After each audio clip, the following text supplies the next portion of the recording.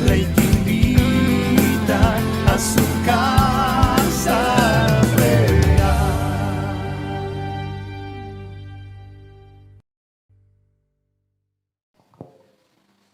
Damos gracias a Dios. Gracias a Dios por su presencia. Gracias a Dios por su paz que gobierna nuestro corazón, nuestros pensamientos. Damos gracias a Dios por su bondad, por su misericordia que se renueva cada mañana, por el pan de cada día, por el sustento, por el abrigo, por la protección. Damos gracias a Dios porque Él es nuestro refugio, nuestra fortaleza, nuestra salud, nuestro todo. Damos gracias a Dios y la iglesia dice amén. Tomen asiento. En este día estamos probablemente la grabación salga después de las elecciones nacionales, en el segundo nivel de gobierno que tiene nuestro país, que son las intendencias y las alcaldías. Y no quiero pasar esta oportunidad de este evento especial, de esta fiesta democrática y republicana, para recordar que Dios gobierna en los asuntos de los hombres, que Dios no está mirando para otro lado, como hacen algunos pensamientos cristianos que dicen, no, Dios no se mete en la política. Eso, al diablo le conviene que pienses así.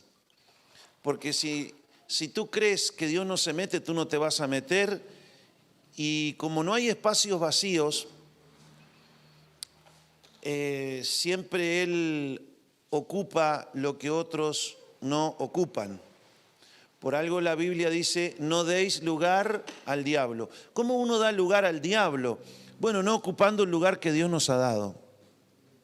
¿Estoy diciendo que la iglesia se tiene que meter en política? Definitivamente no. No. ¿Puedes decir conmigo no? No. Si agarraste para ese lado, no estás entendiendo el mensaje. Te estoy diciendo que la iglesia tiene 2 o 3 cosas importantes que hacer. La primera, orar. Número 1. Y eso lo vamos a ver ahora en 2 de Timoteo, capítulo 1, verso 4. Entender que Dios gobierna en los asuntos de los hombres, que su voluntad es que las personas que ejerzan los tronos de autoridad que hay en una nación o entre las naciones fueron puestas por Dios, porque no hay trono de autoridad, no hay sillón de autoridad en el mundo que no haya sido puesto por Dios. La Escritura es bien clara en este sentido, en Romanos, en el capítulo 13, que toda autoridad, todo lugar de autoridad fue puesto por Dios. Cuando no lo ejercen personas piadosas, personas que aman a su pueblo, que aman la nación, lo van a ocupar gente impía, porque ese es un lugar de mucha codicia, especialmente para la gente soberbia, orgullosa, codiciosa, con deseos de poder, que le interesa un comino el pueblo y la gente. Pero no es porque Dios quiera que esa gente esté ahí, simplemente porque los justos muchas veces, por alguna causa, especialmente mental, no están haciendo la parte que le corresponde. La iglesia no ora, porque si Dios no se mete en política, yo tampoco. Los cristianos que tienen un llamado al servicio público no ocupan sus lugares y no sirven a la sociedad, porque si Dios no se mete en política, yo tampoco tengo que ocupar un lugar de autoridad política para hacer nada bueno para la sociedad. Nuestro reino no es de este mundo, ¿no es así? Dice el Señor. Ok, el Señor dice que su reino no es de este mundo, es verdad, pero Él también dice, venga tu reino. La voluntad es que si bien este mundo no está gobernado como Él quiere y por quienes Él quiere, la voluntad de Él es que venga su reino. ¿Me explico? Entonces quiero que entiendan bien que la primera responsabilidad de la iglesia es orar, como lo vamos a ver ahora. Lo segundo es que las personas que tienen un llamado al servicio público lo hagan. La iglesia vive muy metida dentro de sí, en su cascarón. Un pequeño pueblo muy feliz, encerrado entre cuatro paredes, que espera la venida de Cristo. Está bien esperar la venida de Cristo, está bien, pero no es lo único que tenemos que hacer. Mientras tanto, tenemos que predicar este evangelio. Y no solamente con palabras, tenemos que predicarlo con nuestro ejemplo. Tenemos que predicarlo con nuestros hechos. ¿Cuántos me siguen? Entonces nos vamos para los extremos.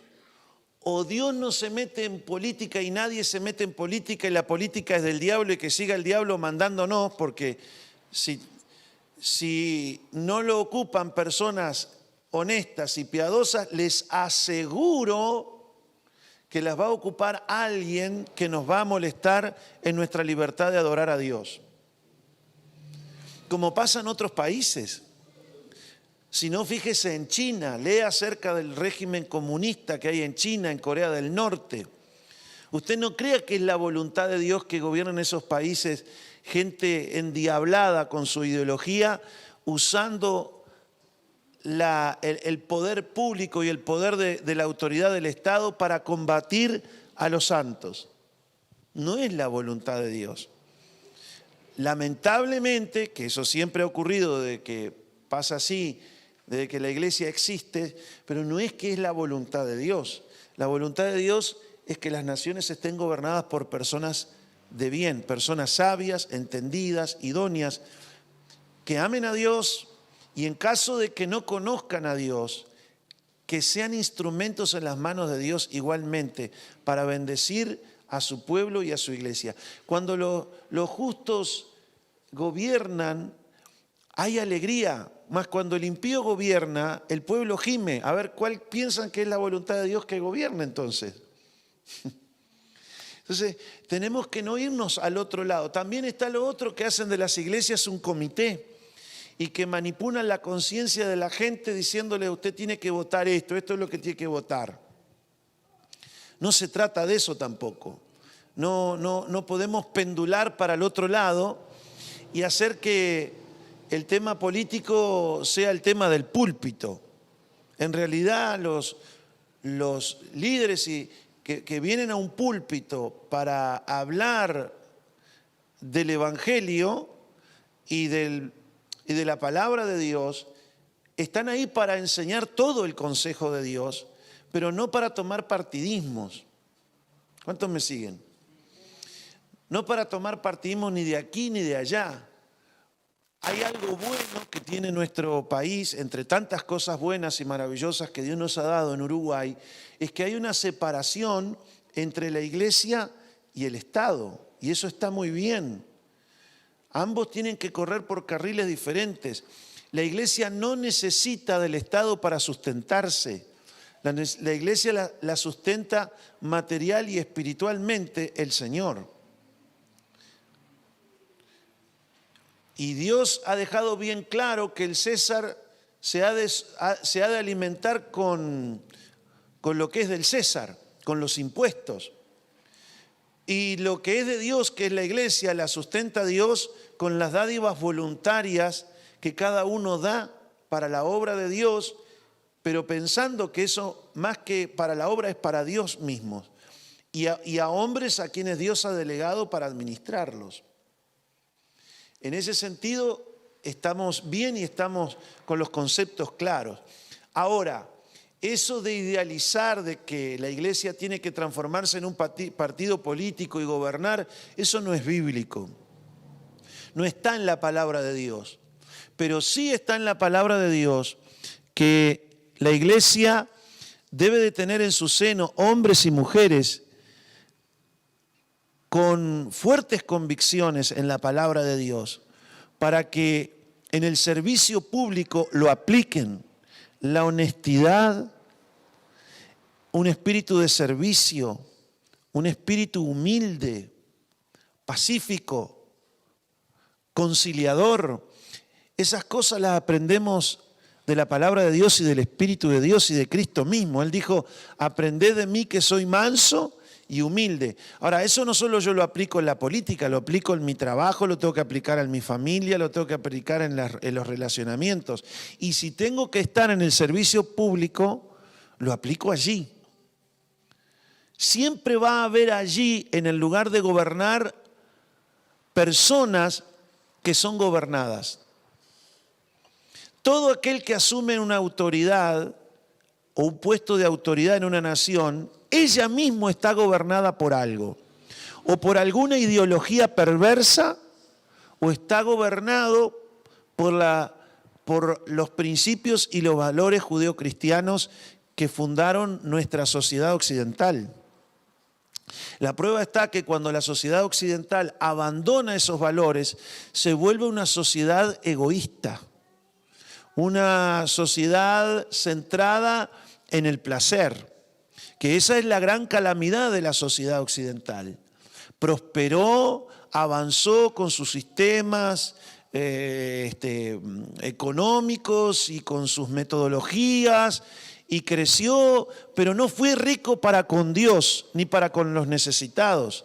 Antes se volvieron egoístas, codiciosos, orgullosos, soberbios, manipuladores. Por eso las sociedades que hoy se mantienen más firmes son aquellas sociedades que a pesar de su prosperidad son generosas, son bondadosas, no se olvidan del pobre. Porque si la sociedad se olvida, los que están bien, se olvidan del pobre y de los necesitados y de los que sufren, quédate tranquilos que los comunistas se van a encargar de eso. Y después no te va a gustar que te pongan la hoz y el martillo sobre tu cabeza. No les va a gustar, los van a criticar. Hace poco tiempo tuve una experiencia muy interesante con unas personas que son pudientes, son personas que tienen un buen pasar económico y en la zona donde ellos viven hay mucha pobreza, hay mucha necesidad, mucho rancherío en ese lugar del interior del Uruguay. Y estaba molesto porque ciertos tipos peludos, barbudos, drogadictos, de extrema izquierda habían ido y como que se habían apoderado del pueblo, le habían hecho la cabeza y se los habían conquistado. Porque vienen a los ranchos y se ponen a tomar mate y a hacerles la cabeza. Y yo me paré y le dije, mire señor, ellos están haciendo lo que usted no hizo. Porque mientras usted comió gordo y con aceite, se olvidó del pobre y del necesitado. ¿A usted le sirve el sistema capitalista o la libertad de mercado y todas esas cosas que se pregonan a veces de ciertos sectores políticos? Pero cuando está ahí, se olvida del que no tiene nada. Y si usted no toma mate con ellos, no ahora en pandemia, ahora se le vamos a pasar por alto a eso. Pero si usted no se ocupa de ellos, otros se van a ocupar y a usted no le va a gustar. El diablo no tiene problema en ayudar a la gente con tal de que no lo molesten de que él sea diablo. ¿Me está escuchando? Y a los cristianos, pues, ese es el capitalismo sin valores cristianos, sin compasión, egoísta, que solo le importan sus necesidades. Y usan a la gente necesitada, muchas veces de trabajo, les pagan mal, no les pagan los aportes correspondientes a la jubilación, no se importan por su familia, los usan. ¿Los usan para qué? Para seguir engordando sus propios bolsillos y la gente que les rodea, para llevarse la gran vida. Entonces, en nuestra sociedad occidental ha venido mucho juicio por eso. Ahora se molestan porque ciertos regímenes opresivos han ganado lugar en el corazón y en la mente de la gente. ¿Por qué? Porque ellos cuando en su prosperidad se olvidaron del pobre y del necesitado. Pero el pueblo de Dios no tiene que entrar en esa. No tiene que entrar en esa. Y el pueblo de Dios tiene que acostumbrarse a ser un pueblo generoso y servidor en la sociedad. Todo buen cristiano es siempre un buen ciudadano. Es un ciudadano ejemplar. Un ciudadano que no hay que pasarlo por el crisol de la formación ciudadana. No, porque está formado por la palabra de Dios, está discipulado por Cristo. Cristo cuando estuvo en esta tierra anduvo haciendo bienes a todos y sanando a todos y no cobraba nada.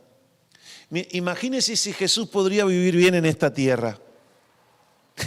Podría estar echado para atrás porque Él conocía al Padre, conocía todos los principios que la humanidad aún en aquel tiempo se le habían vedado, los conocía Él.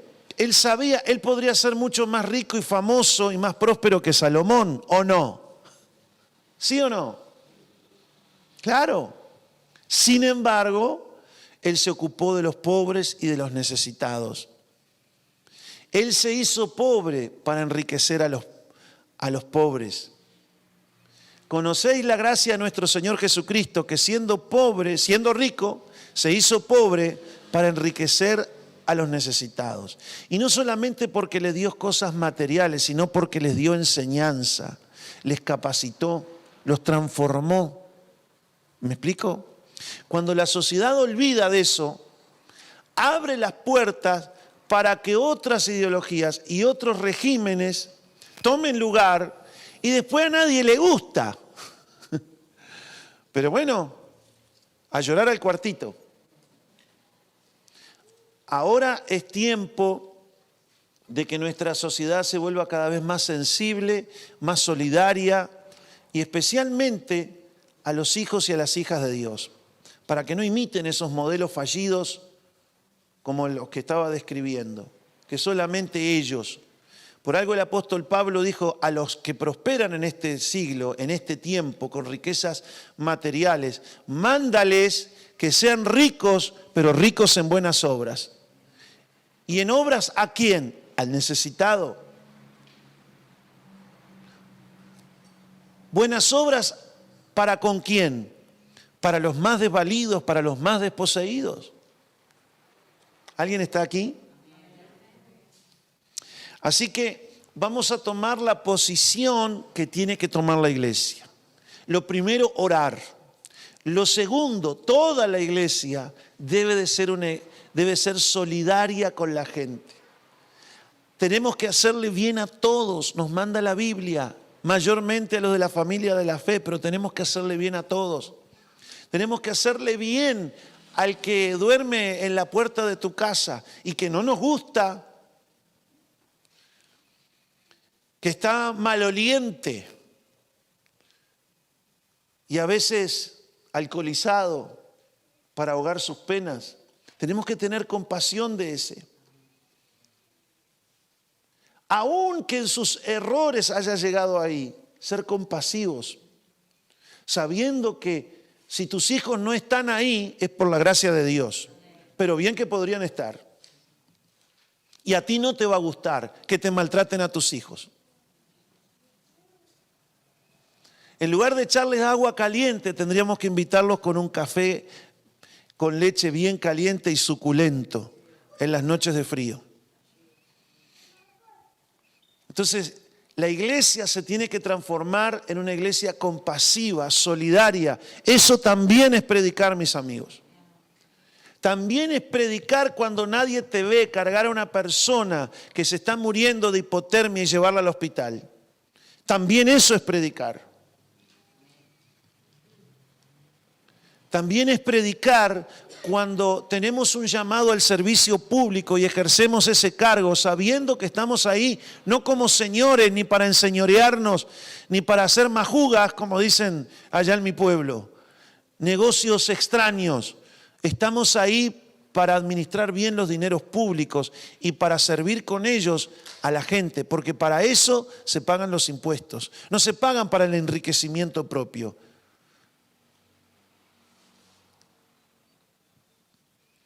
No me miren así. Ay, el pastor lo que está hablando, que...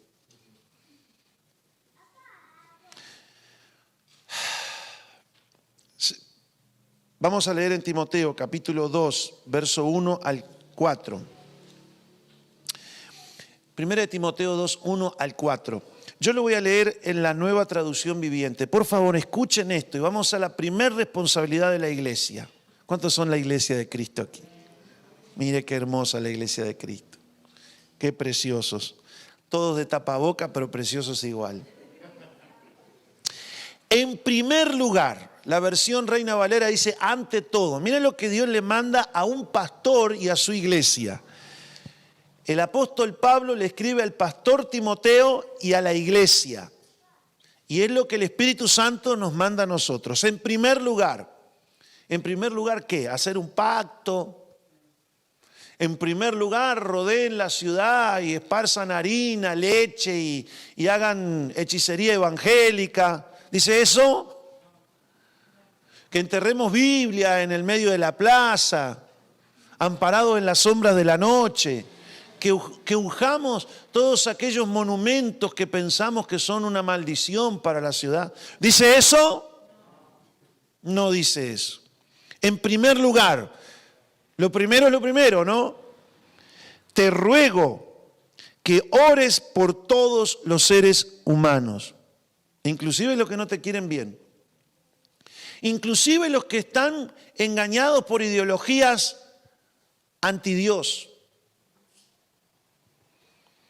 Te ruego que ores por todos los seres humanos. Mírenme bien, amados. Nosotros no tenemos que tener perjuicios de ningún tipo con nadie. Ni con el capitalista, ni con el socialista, ni con el comunista. Y usted me dice, pastor, pero usted me estaba hablando que la ideología comunista es antidios, es perversa, es posesiva, es perseguidora de la fe. Sí, la ideología sí. Pero tenemos que amar a las personas, aun que se han engañado con esa ideología. Nosotros no estamos enfermos por la gracia de Dios.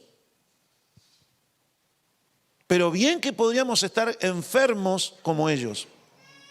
Pero nosotros estamos para bendecir y ayudar al enfermo y para odiar la enfermedad.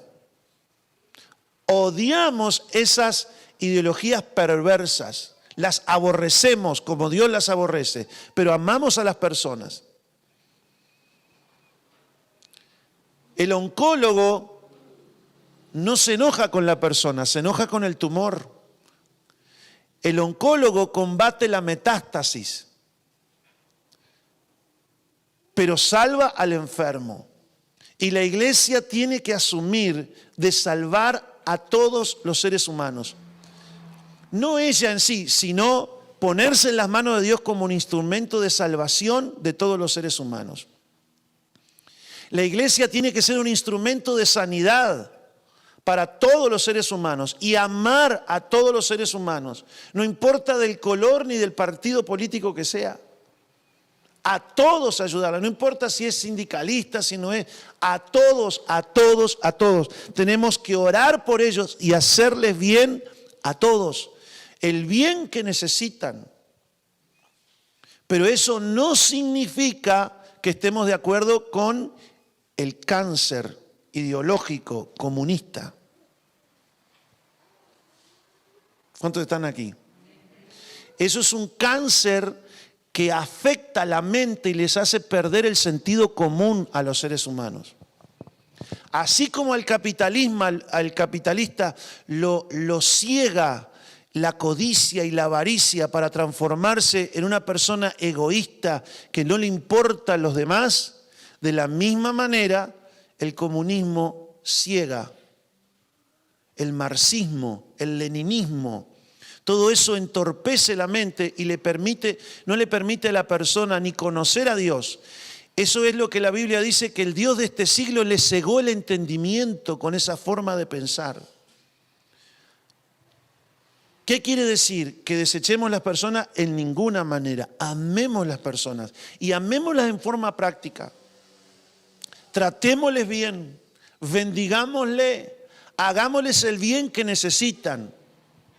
Tratémoslos porque todos somos pecadores y todos necesitamos. Algunos son liberados de la hechicería, otros de la brujería, otros son liberados de ataduras demoníacas, otros de perturbaciones, de esquizofrenias. Dios libera a las personas de cualquier clase de cautividad, de las drogas y del marxismo también. Por eso tenemos que amar a las personas, pero detestar lo que afecta la mente y el corazón de las personas. ¿Por qué? Porque esas cosas les alejan de Dios. Como al capitalista lo aleja de Dios su codicia y su avaricia perversa y recalcitrante. Que solo le importa que los muros de su casa estén cada vez más altos y vivir ahí en ese feudo la vida loca.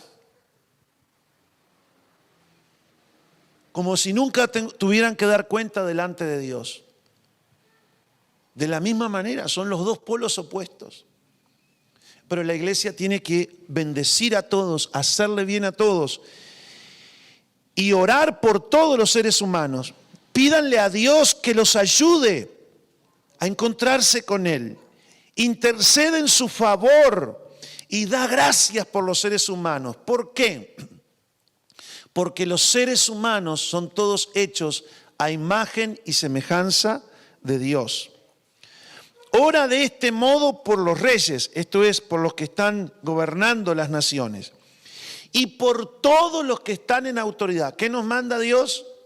Orar por todos los que están en autoridad, todos, el presidente, los ministros, los jefes militares, los jefes policiales, los comisarios, los que dirigen la salud, los que dirigen los ministerios en las diferentes áreas de la producción, de la industria, del comercio, del turismo. Orar por todos los que están en autoridad, para que podamos tener una vida pacífica y tranquila. ¿Qué es lo que Dios quiere para el Uruguay? Un país pacífico y tranquilo, caracterizado por la devoción a Dios y la dignidad que vive su gente. Qué maravilloso, ¿no? Esto es bueno y le agrada a Dios, que es nuestro Salvador, quien quiere que todos se salven y lleguen a conocimiento de la verdad. Y conocerán la verdad, y la verdad los hará libres. Y la verdad los hará libres. Y la verdad los hará libres. Así como nosotros queremos que nuestros seres queridos conozcan la verdad. Y la verdad no es una religión. La verdad es una persona que se llama Jesús. La verdad son las palabras del Señor Jesús. Ahí está la verdad. La verdad no está ni en el libro del Mormón, la verdad no está en los escritos de Russell, el inventor de la secta de los Testigos de Jehová. La verdad no está en Marx, no está en Lenin, la verdad no está en un capitalista. La verdad está en la palabra de Dios. Aún la verdad está en la palabra de Dios para los gobernantes. El libro de Proverbios le enseña a los gobernantes el éxito de una gestión. Cuando usted lee los escritos de un gobernante llamado Salomón, el hombre más próspero que existió y más sabio que existió desde la antigüedad hasta nuestros días, usted verá ahí cómo Dios quiere que se gobierne una nación. Así que tenemos que pedir a Dios para tener gobernantes sabios, entendidos, sensibles,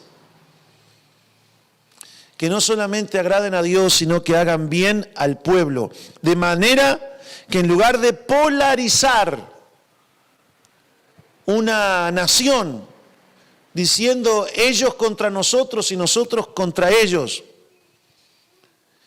unan la nación y traigan a la nación paz entre sus ciudadanos una vida pacífica y próspera. No hay prosperidad con polarización. Ahora el término que se usa muy comúnmente, que se importó de nuestros queridos hermanos argentinos, es la brecha. La brecha. Las brechas ideológicas. Ellos contra nosotros y nosotros contra ellos. La lucha de clases de Marx. A ver, ¿cuándo una sociedad va a vivir en paz siendo que Marx le enseña la lucha de clases? O sea, el que tiene hay que derribarlo, hay que hundirlo. Y el que tiene, a su vez, quiere usar y esclavizar al que no tiene. Imagínense, ¿cuándo va a haber paz ahí?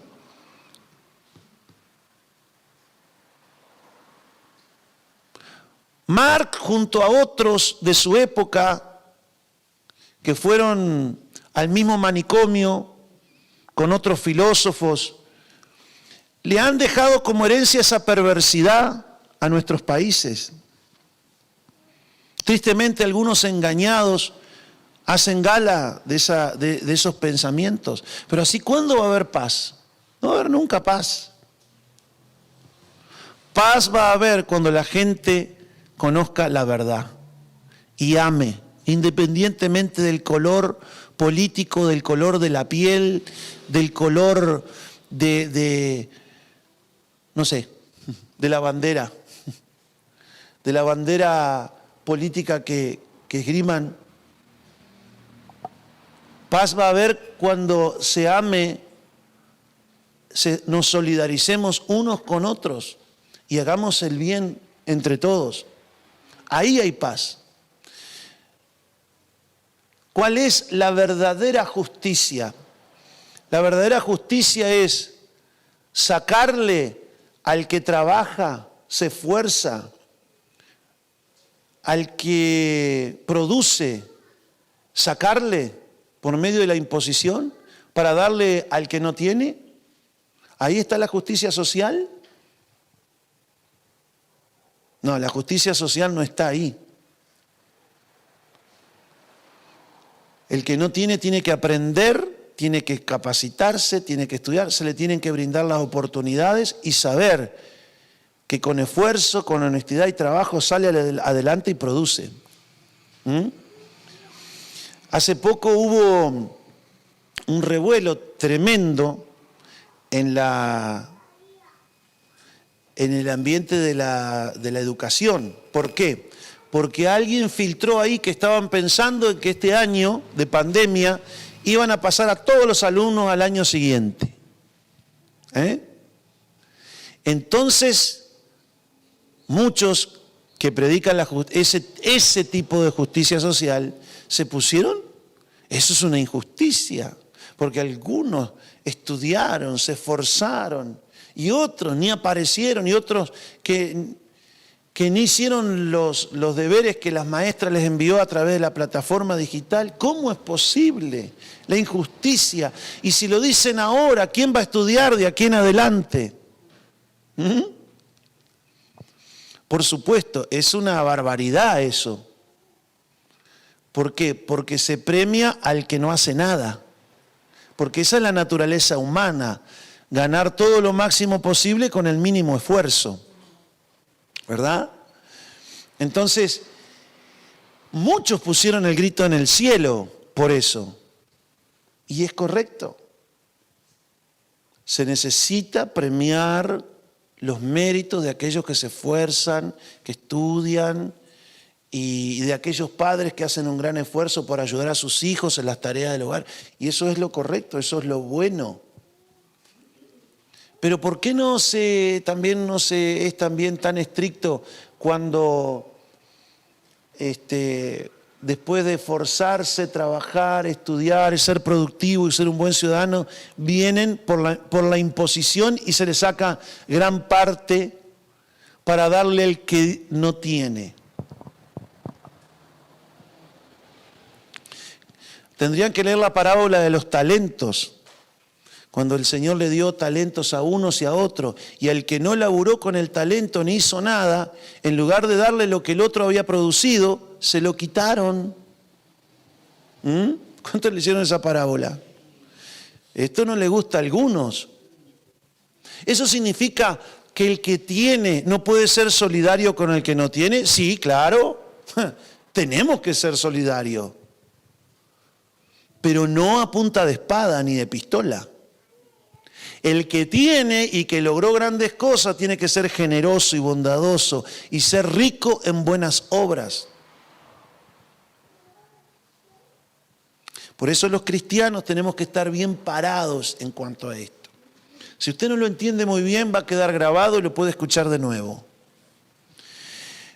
Quizás este mensaje genere muchas.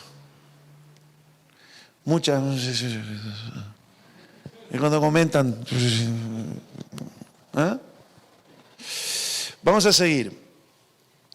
Es la voluntad de Dios que oremos por todos los que están o estarán ejerciendo autoridad en una nación.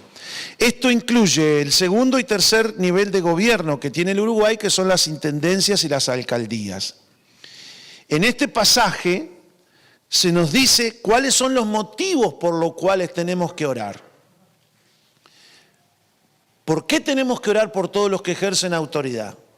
Primero, por nosotros mismos, para que vivamos quieta y reposadamente. Segundo, esto le agrada a Dios, el cual quiere que todos se salven y lleguen al conocimiento de la verdad. O sea que cuando hay hombres que respetan a su pueblo y que aman a su pueblo y le dan libertad a su pueblo, el pueblo tiene más libertad para acercarse a Dios. Los justos se multiplican cuando eso ocurre. En este pasaje también se nos dice que sin distinción de las personas que ocupen ese lugar de autoridad tenemos que orar por ellos. Ah, no, si es frente amplista, no oro. No, señor, tenemos que orar. Si el intendente es frente amplista, hay que orar, tal como si fuese de Cabildo, Colorado, Blanco, hay que orar por él. Tenemos que orar de corazón, porque si ese hombre hace bien las cosas, todos somos beneficiados. Oremos para que en estas próximas administraciones departamentales, nuestros gobernantes, nuestros departamentos sean, como dice el libro de Oseas, capítulo 11, verso 12. El libro de Oseas dice ahí, Judá aún gobierna con Dios y respeta a los santos. Oremos en estas elecciones para que cada alcalde, cada alcaldesa, cada intendente, sea hombre o mujer que ocupe ese lugar de autoridad, pueda gobernar con Dios. Que Dios intervenga en sus decisiones. Y usted me dirá, pastor, pero no son cristianos. No importa. Ellos no oran, pero ¿para qué está la iglesia? Para orar. La iglesia está para ponerse justamente en el lugar del que no lo hace. La iglesia se pone en el lugar de aquel que no tiene voz delante de Dios. Porque la persona que no cree no conoce a Dios, no conoce el poder que hay en el Dios de la oración, no tiene vida espiritual. Pero cuando uno ora, Dios nos escucha. Y dice, mire, mi intendente no ora, Señor, pero yo oro por él. Mi alcaldesa no te conoce, pero yo te conozco. Me pongo en la brecha. Mire lo que hace Daniel en el capítulo 9 del libro de Daniel. Se van a dar cuenta cómo él ora y se pone en la brecha por su pueblo y por sus príncipes, por sus gobernantes, por su pueblo. Eso se llama intercesión. El primero que abogó por nosotros, a quien Dios escuchó, fue Jesucristo. Jesús abogó por nosotros cuando nosotros no teníamos voz ante el trono de Dios. Pero Él se puso en la brecha. Él oró e intercedió aún por los que les crucificaban. Perdónalos, porque no saben lo que hacen.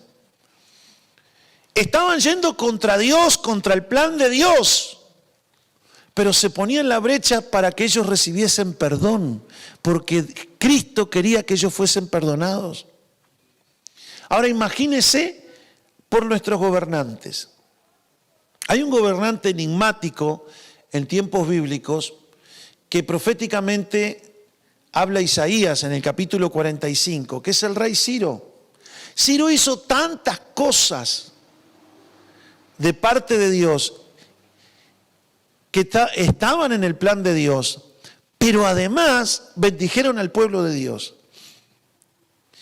Y después dice Dios, pero tú no me conociste. Pero cuando los hombres y las mujeres de Dios se dieron cuenta que apareció ese gobernante, se pusieron a orar por él, a interceder por él. Uno de ellos fue Daniel, que estuvo allí en ese tiempo para orar e interceder por todo lo que Dios quería hacer a través del famoso Ciro que fue profetizado cientos de años antes.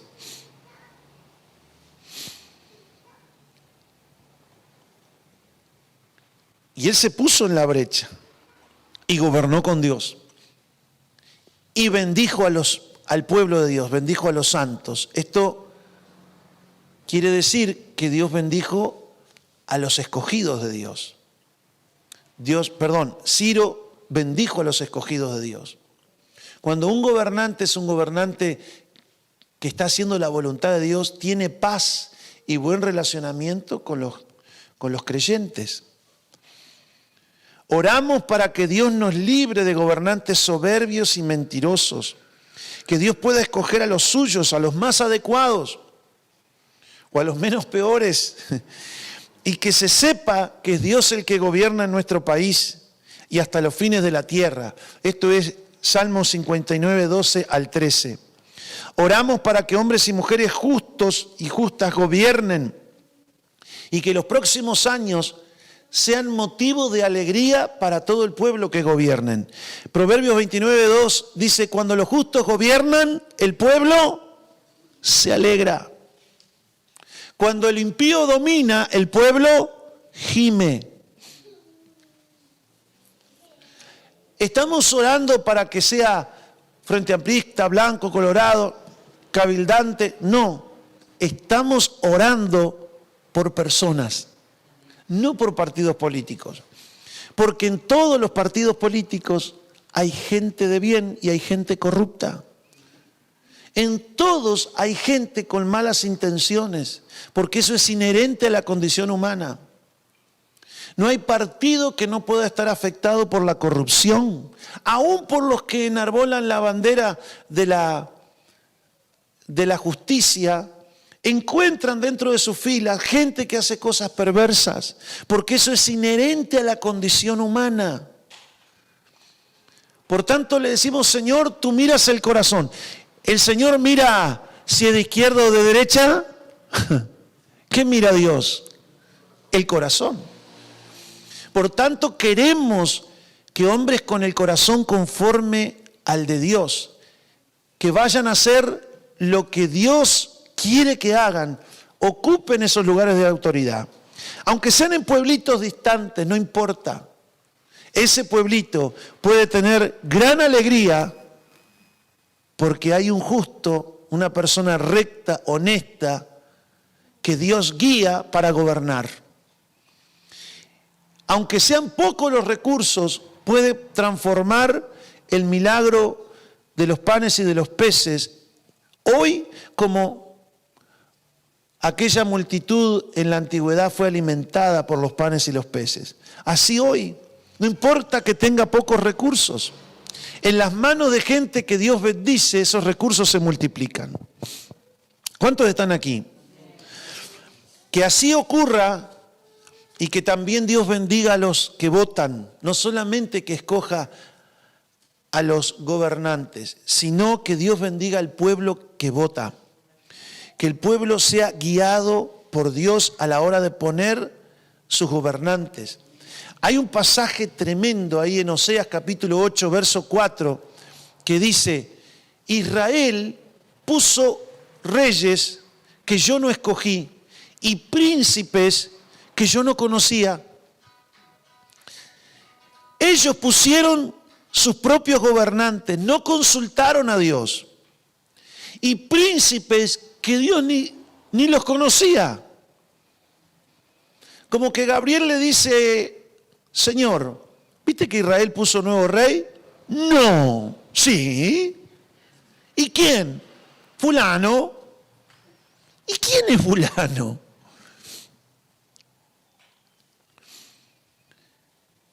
Gente que no tenía una relación con Dios fue puesta en lugares de gobernanza. Y dice ese pasaje, para la propia destrucción de ellos.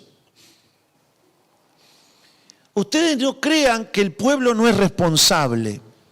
El pueblo es responsable. Los gobernantes son responsables ante Dios y tienen su responsabilidad. Pero tal pueblo, tal el gobernante. ¿Por qué hay gobernantes que han llegado a determinados lugares y han pululado? Y por la bendición popular. Porque ¿quiénes lo votaron? Lo votaron ellos. La mayoría votó. Así que si algo no les gustó, será hasta los próximos 5 años donde va a tener una nueva oportunidad. Entonces, es como el que se queja del marido o de la esposa que tiene. ¿Y quién la eligió?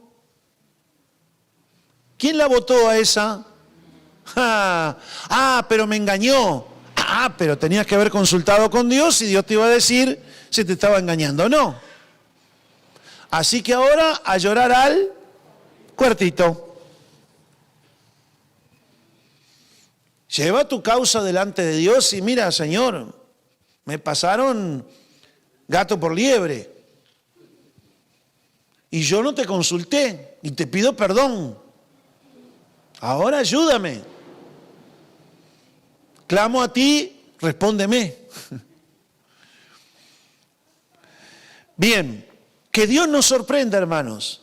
Que Dios nos sorprenda y que guíe a su pueblo de tal manera que pueda ungir con el voto a toda persona que Dios quiere, que vaya a hacer su voluntad.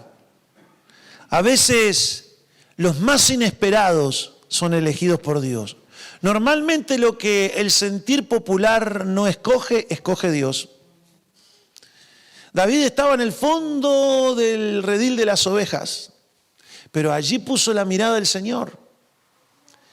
Y dice en Hechos capítulo 13, verso 22, hallé a David, siervo conforme a mi corazón, que hará todo lo que yo quiero. ¿Estaba eligiendo Dios un maestro de la palabra para la iglesia en Israel? ¿Estaba eligiendo Dios un sacerdote? No, estaba eligiendo un político.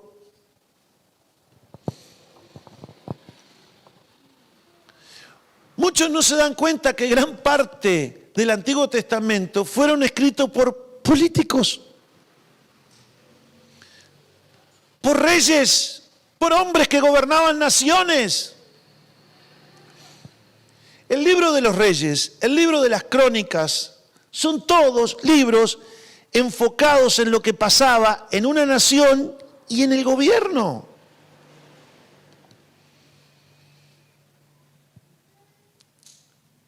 Si alguien tiene algo para decir, dígalo ahora o calle para siempre. ¿Usted no lee la Biblia? Gran parte de los salmos fue escrito por un político llamado David. El libro de Proverbios, de Eclesiastés, los libros de la sabiduría fueron escritos por un político llamado Salomón. Salado Salomón, ¿eh?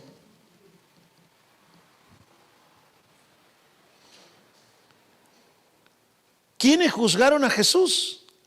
El poder religioso y el poder político. No podemos separar, eso es parte de la vida humana. La política es el arte de gobernar. O con Dios, para la gloria de Dios y bendición del pueblo, o socio del diablo para la destrucción del pueblo. Estos gobernantes de Osea los elegía el pueblo ciego, alejado de Dios, ponía gobernantes también impíos. ¿Y en qué terminó Israel? En el cautiverio y la destrucción. No queremos que pase eso con Uruguay. Queremos especialmente que la iglesia haga conciencia de su responsabilidad para que ore, para que sea Dios el que ponga cada alcalde, cada concejal, cada intendente, cada director de las diferentes áreas de una intendencia. Montevideo, Canelones, Artigas y Rivera. Oremos para que ellos gobiernen, legislen con justicia, con equidad, los ediles que van a ser elegidos, para que todos, además de ellos estar ahí, que venga sobre ellos temor de Dios, que venga sobre ellos sabiduría, sensibilidad espiritual. La iglesia tiene que clamar.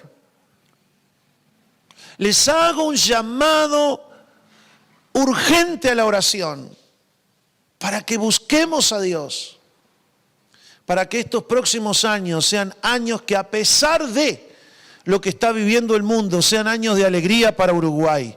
Porque cuando los justos gobiernan, el pueblo se alegra.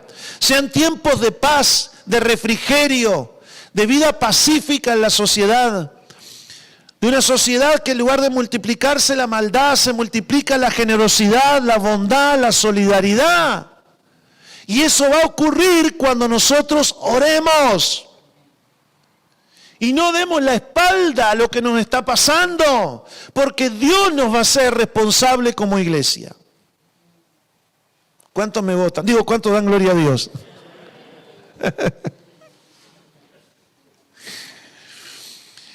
Yo no he hecho una lista exhaustiva.